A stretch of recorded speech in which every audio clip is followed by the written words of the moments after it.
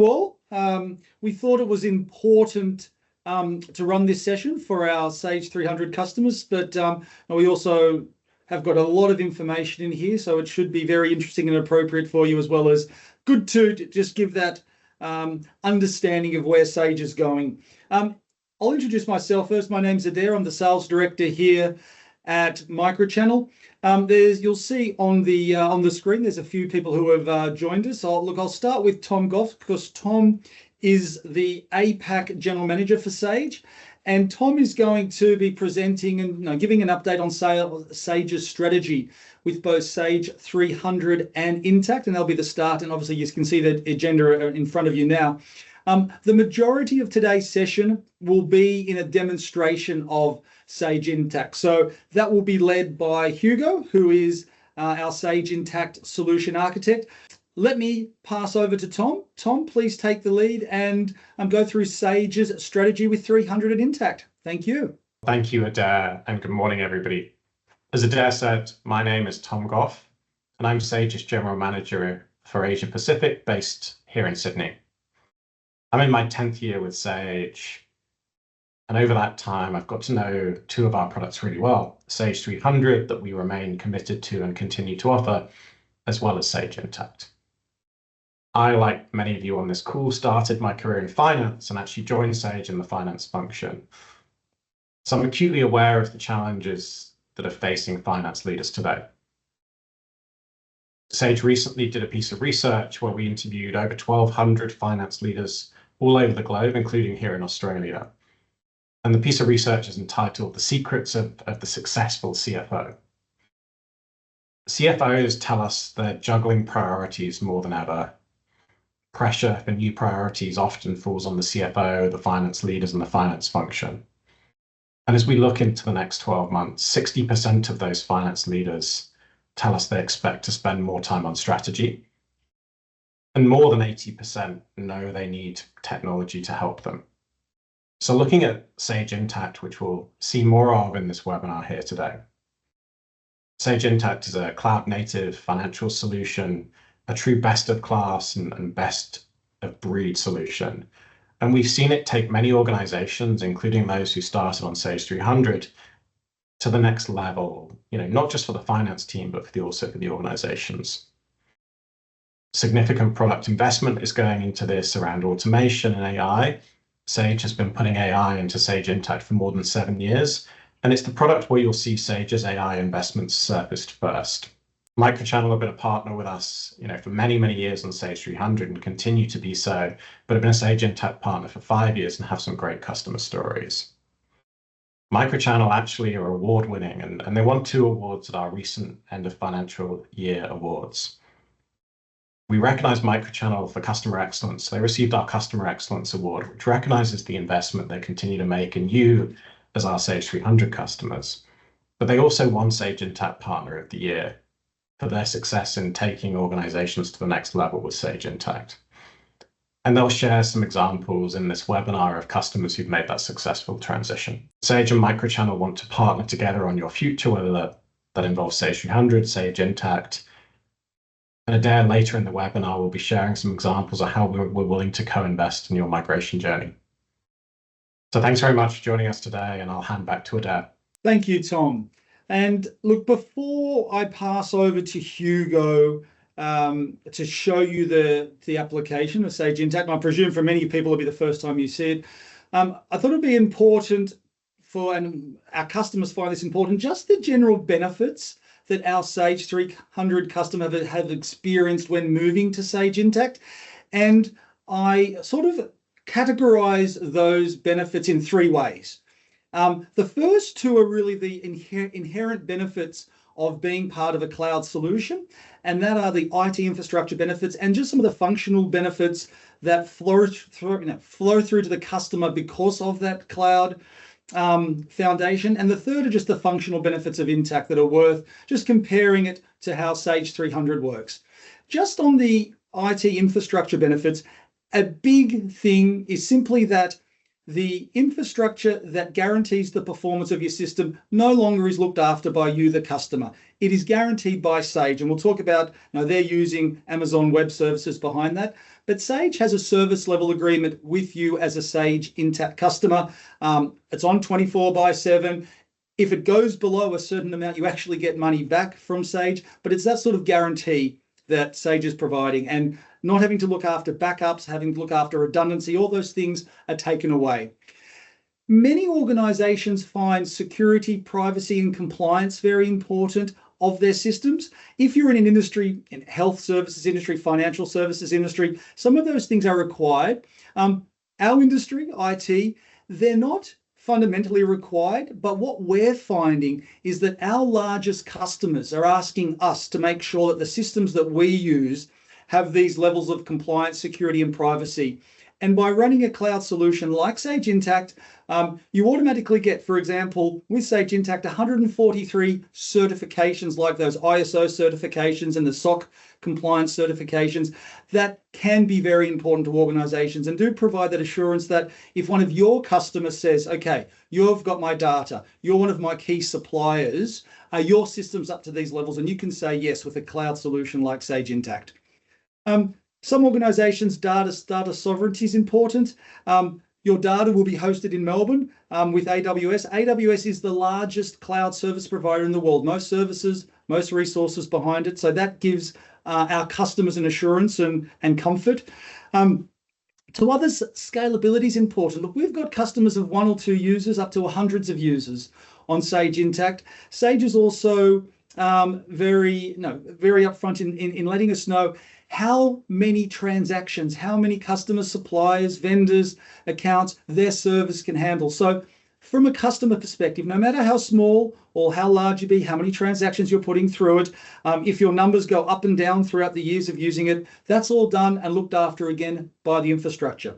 But at the end of the day, these are sort of points that just lead to the last 2 big points here, in that any IT administration hassle that you have at the moment is taken away from you, and it's all done at a much lower IT cost. And that is usually the first benefit that comes up. And many times the right time for an organization, doesn't have to be, but the right time is sometimes when it's time to replace your on-premise servers.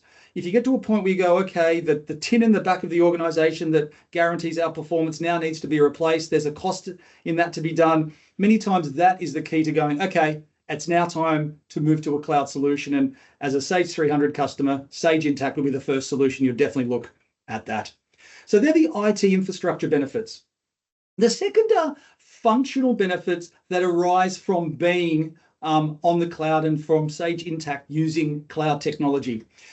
The first one that's obvious is just that wherever you are, whatever device you're using, mobile device, or your desktop or iPhone, you can access your financial system very, very easily. And using any of the browsers you can see in front of you there, the Chrome, Mozilla's.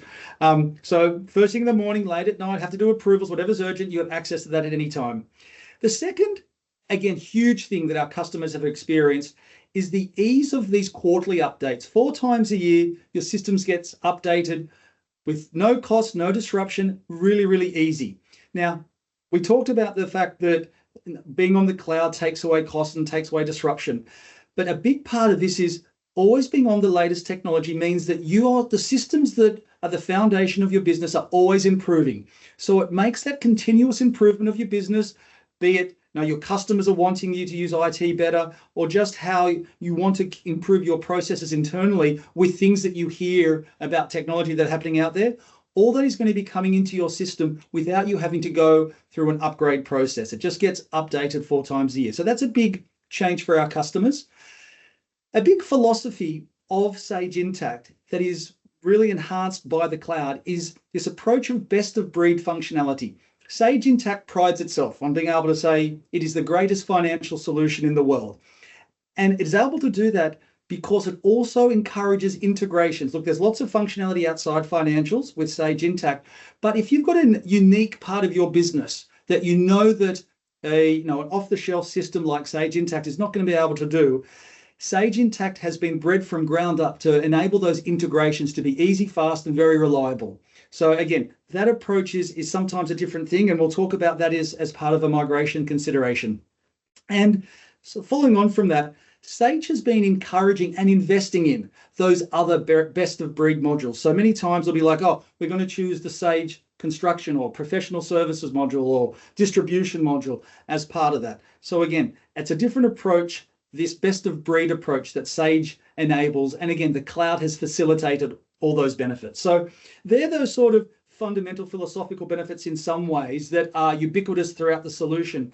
Then there's the solution itself. So those core functional benefits. And look, the biggest thing, and again, particularly these 3 or 4 that I'm about to show, you'll see a demonstration in a couple of minutes highlighting some of these. And the first one is going to be that instant organizational visibility. A big core fundamental of Intacct is being able to slice and dice and see all your data very quickly in the right place at the right time in the application. So we know a lot of our Sage 300 customers are using a lot of Excel. The ones that have migrated to Intacct, all of a sudden that Excel, that need and reliance on Excel and having Excel spreadsheets is eliminated. So that's an overall benefit, but it's really facilitated by some of these structural advantages of Sage Intacct. And the first that's important to touch on is this concept of a dimensional chart of accounts as opposed to a segmented chart of accounts. So however that you view your business, cost centers, profit centers, customers, groups, locations, business divisions, whatever that might be, this concept of a dimensional chart of account that Hugo will demonstrate in a moment enables much easier slicing and dicing of those discrete aspects of your business and being able to report on that. So that's something that's going to be key to what Hugo shows. And then the other real big fundamental difference is this concept of a shared master file structure. So whether you've got 1 or 100 entities in your organization, all of those entities will share the same master file, will share the same chart of accounts, will also share the same customers, share the same vendors, share the same items. So it reduces the administration of your master data. You don't need to synchronize. All of a sudden, everything is easy, and it's also easy for things like if you're in the case of an organization with multiple entities. Now, automatically, because of that structure, it makes eliminations and consolidations easy. And then that moves into that instant visibility of those consolidated financials and then the slicing and dicing when it comes to all your cost centers and profit centers. So these are, and I'll pass over to Hugo in a moment, they're going to be things that please look out for when Hugo demonstrates. The last is something that's been out in the world of IT for a long time. A lot of people are talking about AI and machine learning, and there's a lot of good things that are happening, a lot of fluff, I guess, that is happening as well. But Sage Intacct has been quite a forefront of putting AI inside their financial system with real practical applications. And the one that's been there for a long time that I've thought when I first saw Intacct was absolutely fantastic is outlier detection. So the system itself going through and saying, hey, that GL transaction doesn't look right. And then asking whoever the appropriate person is to approve it. And again, just from an accuracy perspective, be it just fat fingers doing the wrong things, or a fraud perspective, again, real practical use of AI to reduce those risks of inaccuracies and fraud. More simpler things that has been used for a long time around cash flow forecasting based upon not on payment terms and things like that, but actual historical what customers have been doing, what suppliers have been doing. So that's or what you've been doing to your suppliers. So they're sort of important ways of using AI to things that are now becoming more and more modern, where Sage is now putting Copilot inside the application, where it's creating to-do lists, it's creating emails and sending them to customers, or you being able to ask the application, please show me this sort of visualization, and that automatically doing it. So that's where Sage is really pushing the limits of where AI is today and putting it inside Intacct. So I hope that sort of that 3 aspects of benefits gives you a good framework to, again, enhancing on what Sage's vision is for Sage Intacct. And hopefully you can see some of these benefits right now. So for those who want to continue to look at Intacct further, you'll obviously meet Hugo, and he puts together demonstrations a fair bit. But Hugo, please introduce where you're wanting to take us today. Yeah, thanks today, and thanks everyone for joining.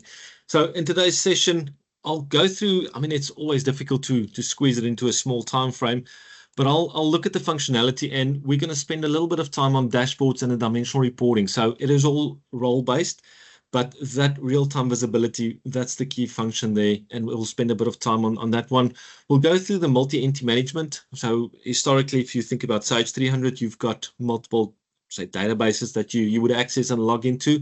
Within Intacct, that's all within the one database. It's a one database system with multiple entities that we can create. We'll look at that elimination consolidation process, what we have there as a standard and what you can see as well. And going in, for efficiency, if we look at accounts payable, there's a bit of the AP automation that we'll touch on. So a couple of things that we'll talk about there. And then the last one, they mentioned some of the AI that we already have in the system, but the GL outlier detection, something just to enhance that capability of identifying, any risk in the organization or transactions being processed incorrectly. So we'll start off with that role-based dimensions and really going into a bit of detail around that. Now, looking at Sage Intacct, I've already landed on one of my role-based dashboards. Now, this is really designed around the office of the CFO. So everything that you see is that visual relevant information that you can basically point and click. Now, there's quite a few role-based dashboards available, and we won't go through all of them today. But generally, just from a navigation point of view and what we see on screen, part of the first part, I'm just looking at this company performance, and some of these dashboards are things that you can interact with. So in this instance, I just want to look at the revenue over cost and see what that looks like, or, include that net income. The ability to toggle between data that we're seeing or just the graph. And, if there's spikes and changes, you can actually drill through the data, go down into the detail and look at the reports at the bottom of that as well. So, that visibility is there, making those key decisions. A couple of the other ones, I'm looking at some of our scorecards here. We've got revenue just based on sales and total revenue. So you can see two different indicators there that we want to just visualize and bring through. And it's not just, the figure that comes through. We're comparing this month versus our budget. We're comparing this month versus the prior month. So those key indicators just assisting you with the process of identifying where we are. And again, the same thing, it's a drill down option, so we can go into the detail below that as well and see what we've got there. Now, that's for the current month. I had a few others there, operating expenses for the quarter. And again, we can change these. So these are the type of things that you as organization take ownership of. And as you can see there, we can actually go into the settings behind that and change what it is that we look at. So we don't want to look at the quarter. We want to look at the, current year, for instance, and we can, change the visualization on those as well. But if I change that, instantly, we bring through that operating expenses for the year instead of the quarter or the month, for instance. So it always gives you that up-to-date information. Now, we spoke about that segmented chart of account that you used to. If we look at Intacct, that dimensional chart of accounts, maybe just a quick one before we go into the report. If we look at some of those dimensions, so, just looking at cost centers in this instance, I can set up a few cost centers independently of your actual chart. So we've got just in our chart, we try to keep that nominal just to the normal GLs. There's a few things. In our operations, I can report on consulting, sales and hosting. In admin, I've got finance, marketing, and even legal. I should probably have that in admin as well. So these are things that you can change as well. So I can add that in there, and on the fly, we can take that legal and also put that under the admin. So those structures are available. Essentially, we want to report on those lowest levels, but we can roll up into those upper sections to be able to report on those. So taking that back to one of our dashboards again, looking at the information that we just discussed earlier, we now have that ability to visualize and also start slicing and dicing on these dimensions. So when we scroll down and look at these operating expenses, we can look at that by cost center. So you can see that roll up that I just showed you, we've got operations there, we've got admin there. I just want to look at operations. I can drill into that and just look at the operational detail. But you still have that flexibility when we start slicing and dicing to use our filtering options and say, I just want to look at that operations, apply that to the dashboard. And again, this will refresh, bring through, not just the one visualization that we're looking at, but the entire dashboard will change and bring through everything based on the run date that I've got there. But there you can see our operations is broken down by sales, hosting, and consulting, and I can still, drill through to detail below that. So the ability there to take information on screen, start slicing and dicing, and display what we need to showcase there. I won't go through all of the the sort of KPIs and indicators on the screen, but you can see there's quite a few things there. If we look at sources of revenue, waterfalls, EBITDA, there's our trends, working capital, things that's important to the CFO. I want to spend a couple of minutes just on the controller dashboard as well, give you a couple of insights there on, alternative things that we can place on a particular dashboard. So obviously when they look at a dashboard, there's a few things, APA or general expenses, cash on hand for the month.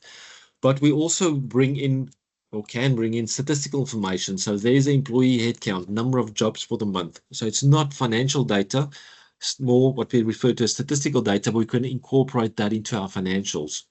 And again, we can bring that in by department, by cost center. So whatever that sort of dimensional breakdown is that you want to analyze by, we can bring the information in.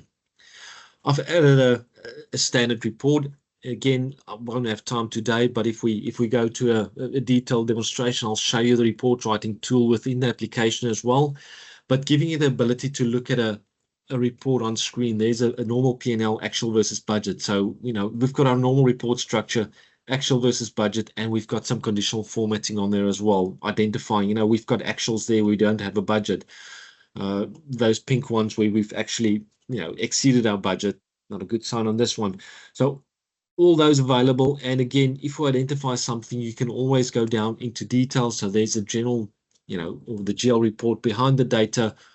We can see, there's a number of cost centers there, different locations that were used, entities, companies, locations. So depending on what it is that we're visualizing on the dashboard, that will be already filtered and come through to the report. You can see where that comes from, and we can also go down to the source transaction. So in these instances, there's some GL journals, there's some AP transactions, and you can see there's the AP invoice in there with the attachment as well. So all of that information from a dashboard, a couple of clicks, and we've got the detail available within the system at the end as well. I'll go back to that one. I'm back on my dashboard and I can continue my investigation. So just a few things in addition that we can add there, as we've got out of the box approval policies. Now we'll look at AP automation in a bit, but if there's any invoices coming in and there's approval required, depending on who's responsible for that approver, we can add that on their desktop as well. So you can see there, I've got a few AP documents to approve. I can see the supplier, the date, and the amounts by default. I can open it up and go into those transactions to approve them, view the details. So all of that information available there on the fly as well. A couple of other things. So we had a look at that, just the cost centers or the segmentation of the dimensions there. But I've added one, and I'll open this in a new screen. There's a bit of a prompt that we can change some parameters on there if we need to. But looking at that report that we had on the dashboard, you can also see that's the expense summary by department or cost center or business unit. And again, we use that same dimension structure and roll up that's available. So individually, I can look at my finance expenses, my legal expenses, and then a total for all of my admin expenses rolled up. Consulting, hosting, sales, operations rolled up. Also have the ability, if there was no cost center assigned, we want to know about that. We want to, interrogate that, make sure we allocate that to the correct cost center.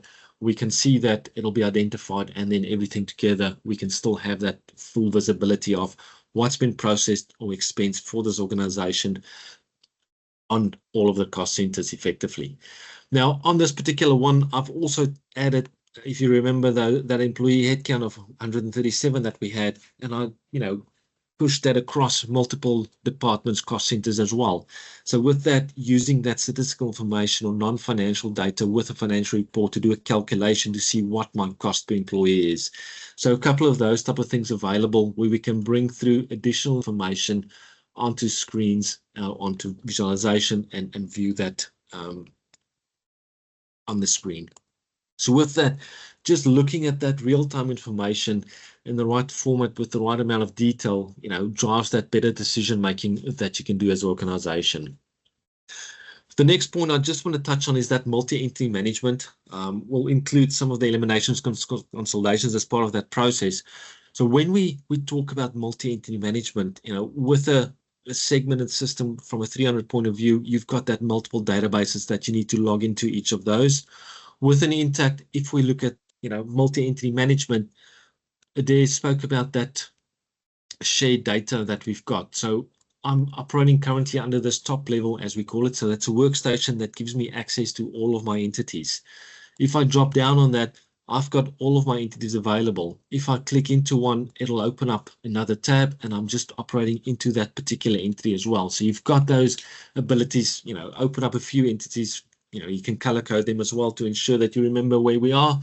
But ultimately, giving you access, again, role-based, user-based, so permissions restricted, so someone might not be able to see all the entities, but it is there, we can access it across it. When we start transacting or looking at reports for that matter as well, that option is also available. I can look at a particular entity, or I can look at a group of entities. So if I've got an Australian group, the ability there to aggregate data, across multiple entities, it can incorporate all of that onto one screen as well. Depending on how your structures or your companies are structured, in my instance, I've got a few, multi-currency databases. So each of them has got their own base currency. Obviously, if we try to aggregate data, that won't work. So in that instance, we look at the consolidation tool where we convert that into a reporting currency, and then we can, report on that in a global sense as well. When we look at multi-entity management, part of this is obviously some intercompany transactions, and the important part, we automate that process. So if we look at a mapping, and I'll just explain one of them, it looks quite intriguing, but it's not that difficult. I'll highlight one of them. So we've got a section for entity A and entity B. So the two entities that's transacting with each other. So in my instance, 600 and 601. We've got in entity A, my inter-entity receivables. So that is due from 601. My inter-entity payables due to 601. And on entity B side, receivables due from 600 and due to 600. So a simple way, we structured that chart just to make it clear as to how those loans get originated. So those intercompany transactions get originated automatically. When we look at that in action, if we look at a journal, that's probably the easiest way to showcase that. One of the journals, and I've done one previously, is effectively creating a transaction, and you'll see on the transaction line, there's the multiple entities that I've used. So basically, within location 100, I had a credit there of 3,000 USD, and then I distributed that across multiple other entities in USD. Now, part of the automation that we've got there already is we've got, multiple currencies involved, because each of those entities has got a different base currency. So the system will do that conversion. We've got an integrated solution for foreign exchange rates. So that comes into the system, and that conversion is done automatically. So that's one part of that entry. The other part is, within the transaction itself, it is balanced, but in total, if I look at each entity, it's unbalanced. So the intercompany entries that gets created, that's automatically. So that's an additional transaction that the system will produce. And you can see within each of those entities, so if I look at the US, Canada, this is due to entity 100. So all of them has got that liability to the entity 100. If I look within 100, there's the due from each of the other entities. So it's clearly identifiable as to what we want to achieve or where those transactions are gone. Now, once we start reporting on this, how does that work? I mean, this is all foreign currency, that consolidation process, we can then, assist and take it through the process where we want to see everything in one screen. Now, again, this is just on one of my dashboards, but looking at a consolidated view, I've got those multiple entities, going across. There's Canada, there's a few of the others, and then at the end there, I've got a total, but I also have this auto elimination entity that we create. So any of those intercompany loan accounts that we specify and transactions that get originated, we can then auto eliminate into this entity to give us that consolidated view. Part of this process, and I might show you some of the setup. There's the balance sheet, there's a P&L, and you can see as part of this one, there's some exchange rates as well that's been used to calculate the values. Now, just a quick one, if we look at the setup, the idea behind this is when I look at that global view that I've done, in my instance, I've said I want to report in USD. Some of my other consolidation books could be in AUD, could be in pounds. So whatever that is, we decide what that conversion looks like. We also have our translation methods. How do we translate the foreign currency into the reporting currency? The balance sheet accounts, we do ending spot rate. The P&L accounts, we do at a weighted average. So again, that's automatically calculated and pushed in when we do the consolidation. The key part here, we choose what those entities are that we want to consolidate. You can also enable that auto elimination, and we choose what our elimination entity is. So all of that process, the automated way to get back to the way that we actually transact and report on a consolidated book that we've got within the application. So looking at that, the concept there, the benefit of that is really looking at that effectiveness. It's best in breed. It's got that tools built in, and we've got the detail available there for that particular one. Now, the next section, when we look at AP automation, is really bringing in that ability for the system to read emails, documents. So any of those communications that we get from our suppliers, we can then automate that. So, part of that enhancements, the quarterly releases that comes out is some of these are activated, and we can now start using AP automation as an example. Now, the big part of this one, we've got a few options there. So when we look at the automation piece, the first part is from an AP perspective, we've got that overview. We can see, normally we'll enter invoice, we can send it through the approval process. We can ultimately pay that and then approve the payments if need be as well. But from an automation point of view, when we bring it in, we can either have the supplier email the document directly to Intacct or to your, email account that we want to utilize for, accounts at customer.com.au.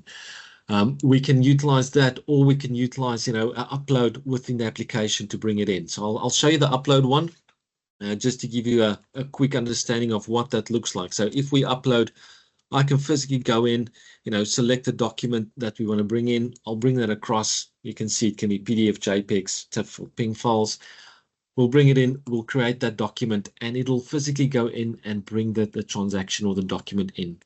If I look at my draft documents, you'll see the one that I just brought in, that's gone into an analyzing stage. So the system is basically going through that attachment.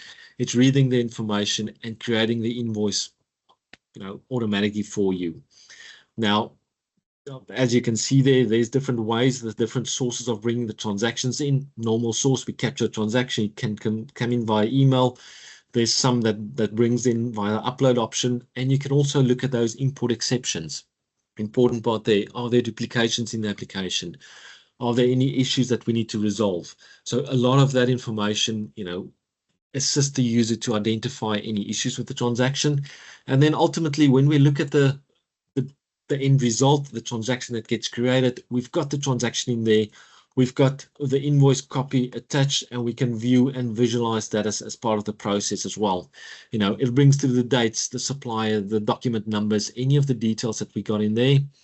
Some key information, we can default in the account, for instance, from the supplier code. If we don't do that, the account, any of the dimensions that we use, that will come through, or you can code that initially, but that's where the machine learning capability comes into play as well. So all of that automation comes in, it starts learning the trend of what we do with these invoices from these suppliers, and next time it comes in, it'll automatically populate, or once it's completed the learning process, it will update the lines according to what you've taught the system in the previous ones. So that's really the efficientness and bringing up that. You can see that other one that I've uploaded last is completed the process as well, and it's available now for review. So bringing that back to what do we gain out of this, that is really bringing efficiency back into the accounts payable option. Looking at the transactions, getting the users to do the more useful work than capturing the data. We get the system to automate that, have the information in and available just for approval and review.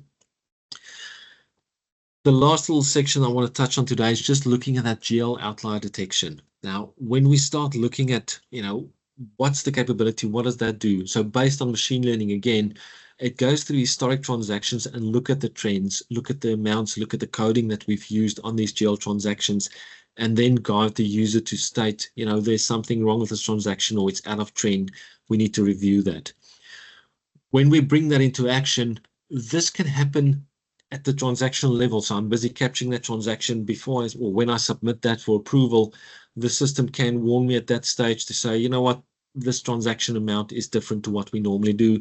We've used a different coding there. in my instance, I've used the approval cycle. So a user has already, created the transaction, submitted for approval.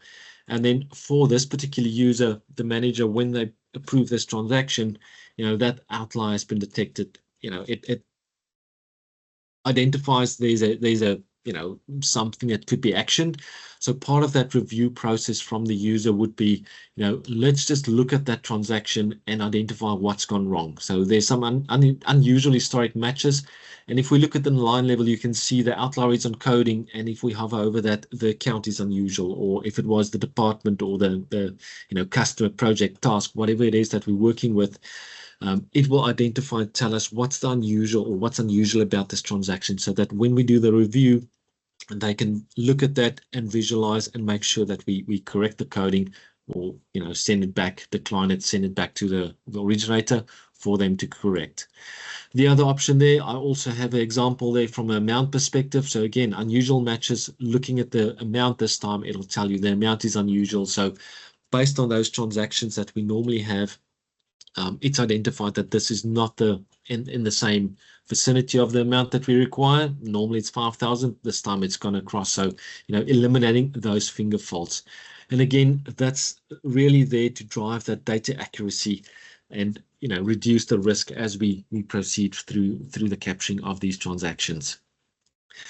Maybe just a recap on those benefits that we had there, looking at better decision making from the dashboards. It's real-time data. That visibility's got there. We've got that best-in-breed functionality within the application, looking at our multi-entity management, looking at our eliminations, consolidations options there to bring in the efficiency through the accounts payable, and then looking at the data accuracy and reducing the risk when using some of the AI capabilities that we've already got in the system. Thank you, Hugo. And look, we trust that even that small demonstration gave you an insight into how Sage Intacct is at that, we call it that best of breed, another level, and really utilizing modern technologies to make a real difference to our customers and to our Sage 300 customers. We thought it wouldn't be a good webinar without just giving you examples of some of our Sage 300 customers who have already moved to Intacct. So we just put up the logos of those customers. There's obviously been a fair few of them so far. Would obviously love to have more at the right time move up to Sage Intacct, but there's a fair chance that whatever industry you're in or whatever functions you would be migrating to Sage Intacct. We've done it before and we understand the data mapping, and look, it is a seamless process. And I'll touch on that just in a moment, but we thought, we've got some awesome feedback from our Sage 300 customers who have moved to Intacct. Some put their thoughts in writing, and one of those was Galilee Solicitors. And I thought just very quickly, there's a fair few words on the screen here, but there are some real key things in there that provide a practical insight into some of the information we've provided today. But the reasons why this Sage 300 customer moved to Intacct was really driven by their remote workforce needing to access the system and their desire to modernize their finance. So that was the key two drivers. And then they just listed some of the aspects of Intacct that were important to them. And they mentioned easy and seamless APIs because they have a legal management system that they wanted integrated, and that's been a success using those tools we discussed before. Those automatic updates that happen 4 times a year, they highlighted that. And then also just they had a few unique things in their business, and Intacct was able to do those unique things for their business and handle large volumes of invoices. As hopefully was a big theme of what you were thinking about when you saw that Intacct demonstration, reporting is at another level in Intacct, and they highlighted that their financial reporting has improved significantly using those dimensions, the slice and dice and the drill down functions that Hugo just demonstrated to you. And just to note, that data is real-time data. And as you could see, as well as all the ability in the slice and dice of the standard reports, it is easy to generate custom reports. If you do want to see those dashboards in different ways, it is an easy process. So they saw 40% efficiency gains, and I did like the last words here where they're finding that they can redeploy their finance team by spending less time looking at history and more time looking into the future. So that was, look, nice words, but hopefully you see a real parallel between that functionality you saw there, the visibility, and these comments from this particular Sage 300 customer. I won't go through we've got a migration methodology that's been obviously used many, many times, just to highlight that it is a very defined process that we take you through, so there's no downtime. We've got clean data mapping between 300 and Intacct, as you'd expect from an organization like Microchannel, who's invested so heavily in 300 and Sage Intacct.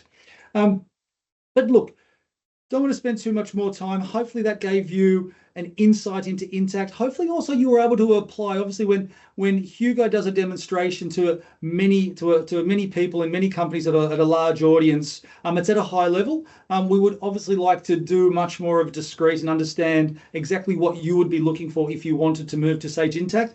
And so what the next steps would be, and look, your account managers will give you a call just as a follow-up from this webinar. But look, a typical next step, we're happy to be led by you. A typical next step is that we will engage with you more. We will just confirm if you were to migrate, let's just have a look at the functionality you're currently using and just confirm what we would want to move up there. Sometimes you're using customization, sometimes you're doing things just because you were doing that in the past, but there might be better ways. So we would typically confirm what those migration requirements might be. And of course, we will work with which one of our Sage 300 consultants, be it Peter or Quentin or Shay or William, who would know your business, and we can all just collaborate with them, because we want to just do that fit gap analysis, make sure that all the functions that we want to take forward, just make sure we have a good solution for them. Obviously, from a financial perspective, we're very confident, but you might have some uniquenesses in your business, your organization, that we might choose one of those best of breed applications as part of the solution and integrate that way, or whatever that might be. We just want to do quite a diligent making sure the migration works. Once we have worked out what the solution is, we will of course demonstrate that solution to you. So instead of that sort of fast demo that Hugo gave you, then we will spend much more time demonstrating what using Sage Intacct would be like if you were to migrate to Sage Intacct. From there, we'll work together, do a project plan and work out the timeline, just make sure we know who's doing what. Just providing, making sure that we have a strong foundation for the successful way forward. And look, once that's done, obviously, whatever we need to do, happy to be led by you. But then, obviously, as a lot of 300 customers have done, would start that migration project. So that's a typical way forward, but don't have to do some of those. We can do more of those. We'll be led by you. In terms of, look, as Sage mentioned, as Tom mentioned at the start, we love Sage 300. And if Sage 300 is the right solution for you to stay on, you stay on that, that's fine. But now, Sage and Microchannel want to co-invest and give you incentives to move forward. Typically around this time of the year, the low time of the year is around January and February. So if there's any time that we can start projects, we like to start it, just after that Christmas time, maybe start before from a planning and start after, just when it's our low time, so we can dedicate more time to you. So we've put together some incentives to, if Intacct is the right solution for your organization, let's go through that process now so we can start that migration by the end of March. Sage, thank you, Sage. They are providing any of our Sage 300 customers a 25% off discount for the first 3 years of that Sage Intacct solution. And also from an implementation perspective, Sage are going to invest with you in our services to do it. So they'll pay up to 25% of whatever. If we go through that process and we say, look, it's going to take this amount to upgrade, and that's our estimate, Sage will actually pay 25% up to $10,000 as well for doing that. So again, just investing in their Sage 300 base and making sure that you are happy with Sage's way forward. And look, we'll be reducing our consulting rate as well down to that 210, just to encourage you if now is the right time, and at least to go through that process to see what that would look like. So hopefully that is a nice little instigator to maybe go forward. But look, please feel free to reach out if there's any more questions. Your account manager, whoever it might be, and should be one of those 5 on there, will give you a call. Please feel free to reach out to me. Feel free to reach out to anyone who you know inside Microchannel. Obviously, Shelley, the practice manager, and Desiree, our delivery manager. But look, otherwise, we thought it was important to put this on. We hope you got a great benefit out of it, and we'll send you the updates from this. Send you the deck. Send you a recording of the video of the recording. And otherwise, have a wonderful day, and we'll talk soon. See you soon.